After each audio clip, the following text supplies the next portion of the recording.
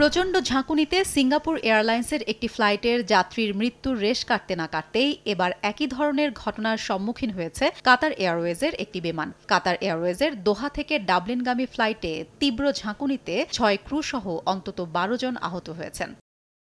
এক্সে দেয়া এক পোস্টে ডাবলিন বিমানবন্দর কর্তৃপক্ষ নিশ্চিত করেছে, তুরস্কের ওপর দিয়ে উড়ে যাওয়ার সময় বিমানটিতে তীব্র ঝাঁকুনি হয়। এতে ৬ ক্রু ছাড়াও ৬ জন যাত্রী আহত হয়েছেন।